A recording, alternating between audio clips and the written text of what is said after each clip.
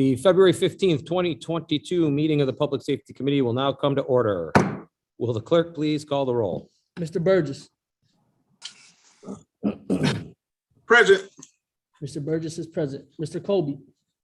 Here. Mr. Colby is present. Mr. Delahanty. Here. Mr. Delahanty is present. Mr. Vecchio Hoffman. Here. Mr. Vecchio Hoffman is present. Chairman Dondorfer. Here. Chairman Dondorfer is present. Ms. Hugh Smith. Here. Ms. Hugh Smith is present.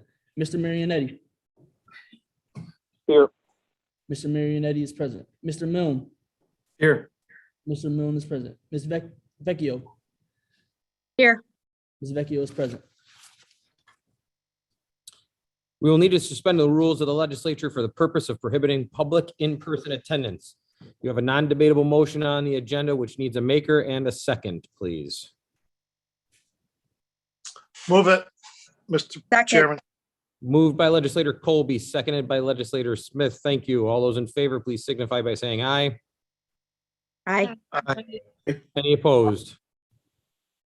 Item carries. Mr. Clerk, is there anyone signed up for the public forum? There is not, and we received no email submissions. The next item on the agenda is approval of minutes. You have the January 25th, 2022 minutes of the Public Safety Committee before you. They will stand approved unless the clerk is notified of any changes by the end of the day. The next item on the agenda is new business. Mr. Clerk.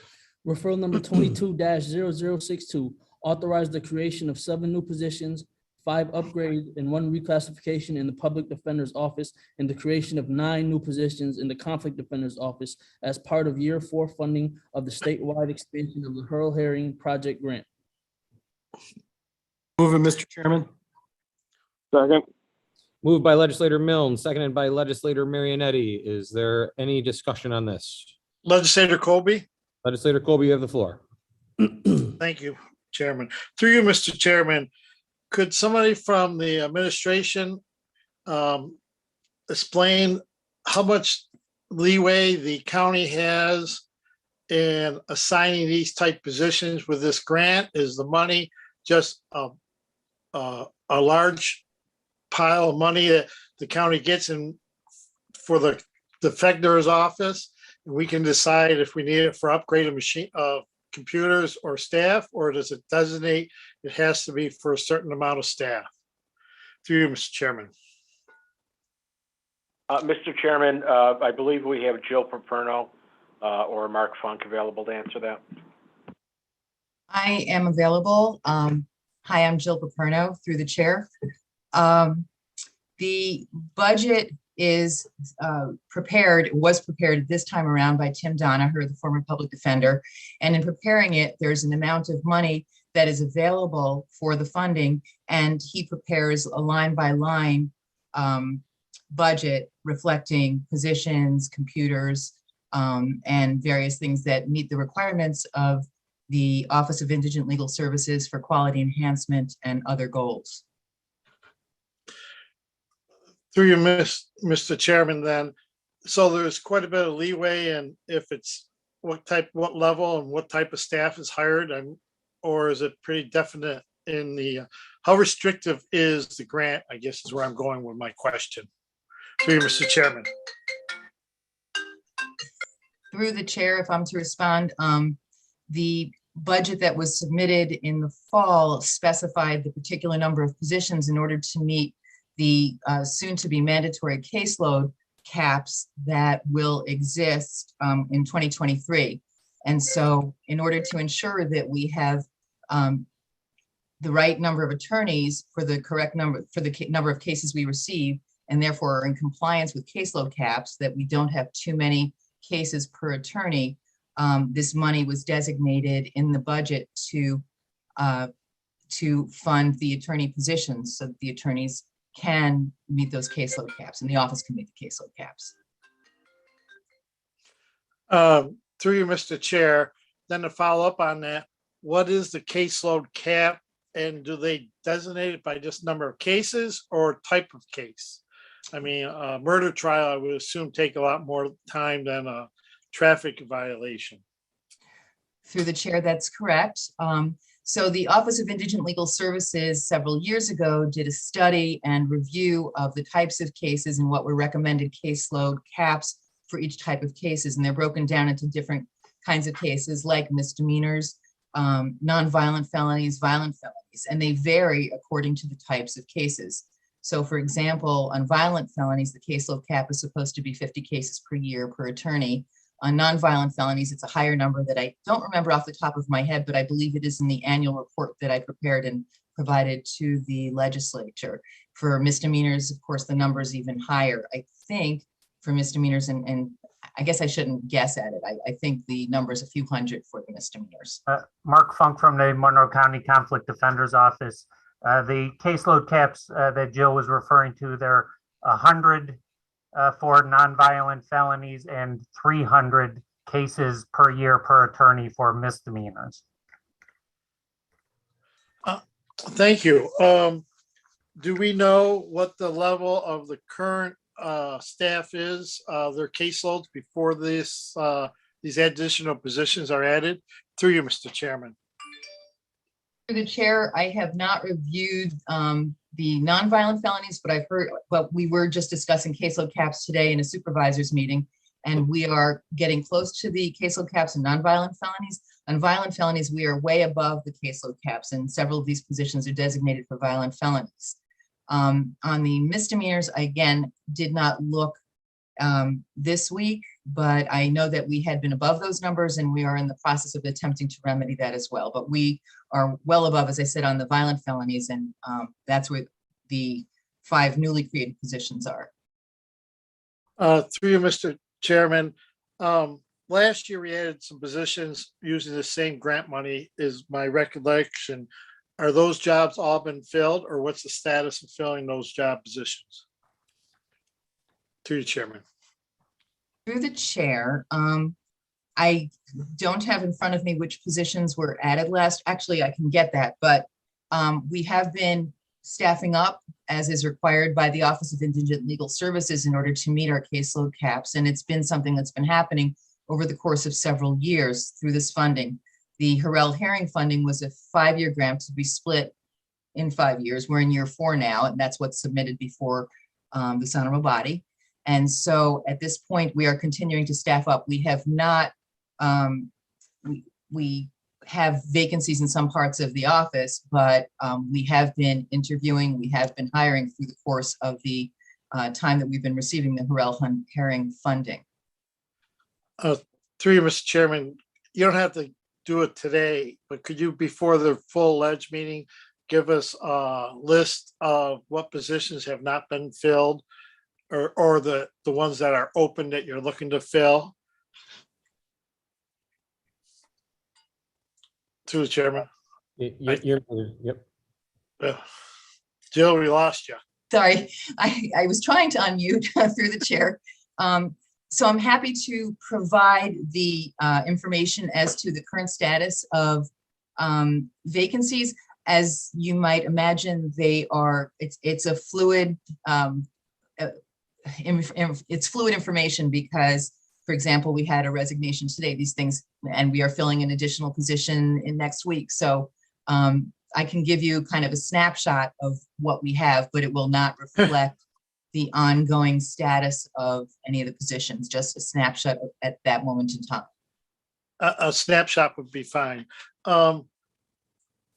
Is there is a number of cases that are through the chair, the number of cases that a public defender they're looking to handle, the 100 and the 300, for example, that was talked about earlier, is that similar to what the other agencies, the district attorney and conflict defender's office caseloads are required to handle, or they use a different set of criteria for how many cases they can handle per staff person? Through you, Mr. Chairman. Through the chair, the determination about the number of cases was made, as I had indicated, based on the assessment by the Office of Indigent Legal Services. And I know they had done some extensive research and evaluation in order to come up with those numbers. I'm not in a position to speak to the numbers that are used in the district attorney's office, and I would defer to Mark Funk on the conflict defender's office. The conflict defender's office, the public defender's office, and all indigent defense providers throughout the state are subject to the caseload caps set by the Office of Indigent Legal Services. So we are required to meet those caps, as is the public defender's office, and that's the second part of the referral is staff positions for the conflict defender's office to do that. Oh, thank you. One final question here, or at least hopefully one final one from me. This is the fourth year of a 5-year grant cycle that automatically comes in every year. Are these positions then are responsible for the county to pick up these positions? Or do these positions have a sunset clause that if we can't find another grant, the positions would be eliminated unless we find another grant where the county wishes to make up the difference? Through you, Mr. Chairman. Through the chair, the grant is a 5-year phase-in period. And over the 5 years, we receive, as a county, an increased amount of funds per year up till 5 years. And then after 5 years, it is supposed to be ongoing at that highest amount after year 5. So for example, in year 5, we are supposed to be getting approximately $12.5 million. And then in year 6, 7, et cetera, that $12.5 million grant would continue. The legislation that created this grant specifically says that if the state does not provide funding, we do not have to continue with the implementation of the grant. So if in year 6 or later than that, the state stopped funding this, the caseload caps would not be effective anymore, and we would not have to abide by them. But I don't anticipate that the funding will end. Well, thank you for that answer, Mark. That really clears it up to me. The only one more question through the chair. When we hire these positions and their salary, does the grant cover all the costs, including health insurance and retirement and all the costs for the employee and their support staff? Through the chair, yes, it does. And all of the incidentals, fringe benefit and salary, all the way down to the computer that the attorney uses is all grant funded by the Office of Indigent Legal Services. Thank you for your guys' answers. It really clears it up to me. I'll be supporting this grant funding this year and in the future. I'll yield the floor back to the chairman. Thank you. Thank you. Through the chair, Legislator- enough is approval. Thank you. Any other questions or discussion? Hearing none, all those in favor, please signify by saying aye. Aye. Any opposed? Item carries. Next item. Referral number 22-0063, acceptance of a grant from the New York State Division of Criminal Justice Services for the 2021 Paul Coverdell Forensic Science Improvement Program, Monroe County Crime Lab. Move it, Mr. Chairman. Second, Mr. Chairman. Moved by legislator Marionetti, seconded by legislator Colby. Is there any discussion on this?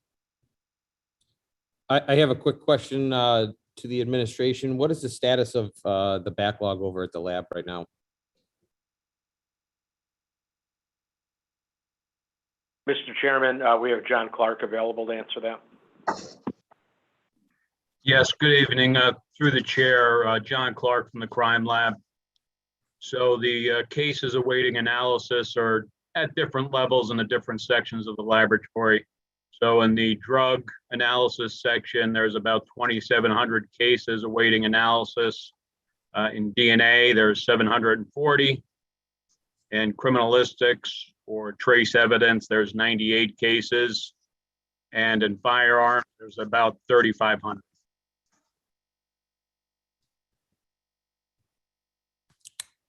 Great, thank you. Is there any other questions?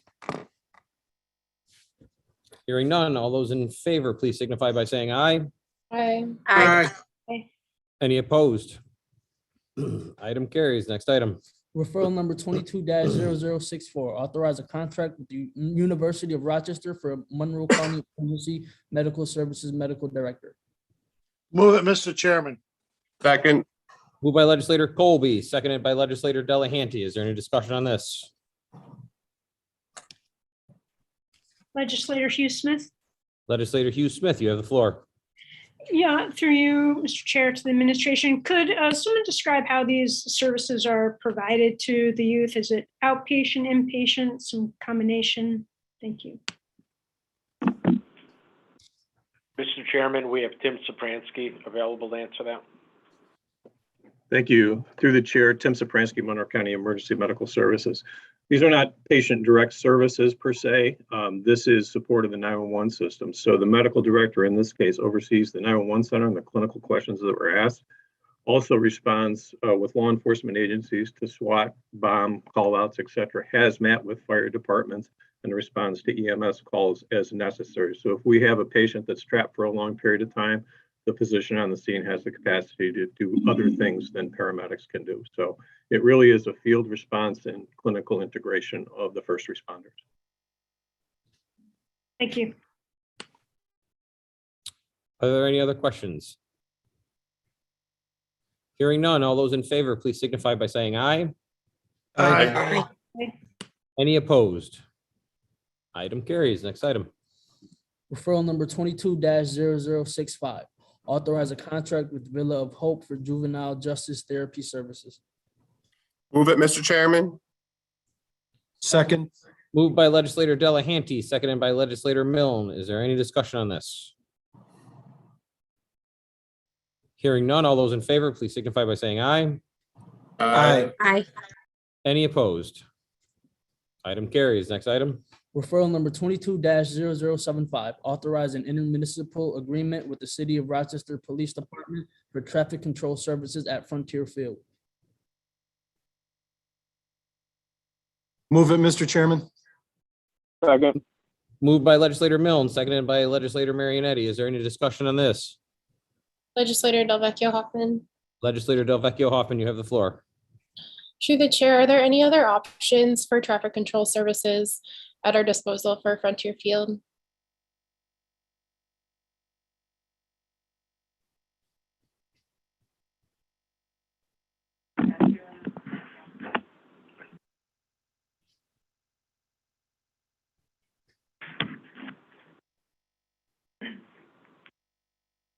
Through the chair, this is Laura Smith, Chief Deputy County Attorney. RPD is the relevant law enforcement in that area and has jurisdiction over Frontier Field.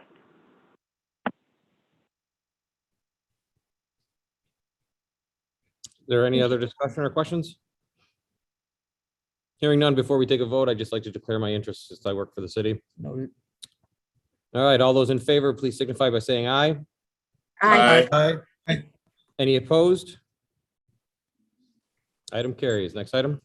Referral number 22-0079, acceptance of a grant from the New York State Office of Indigent Legal Services for Upstate Family Defense, Child Welfare, Quality Improvement, and Caseload Reduction, and authorize the creation of one new position in the Conflict Defender's Office. Move it, Mr. Chairman. Moved by legislator Marionetti, seconded by Second. legislator Colby. Is there any discussion on this? Hearing none, all those in favor, please say aye. Aye. Any opposed? Item carries. Are there any other matters to come before this committee tonight? There being no other matters, the February 15th, 2022 meeting of the Public Safety Committee stands adjourned. The next meeting of the Public Safety Committee will be held on Tuesday,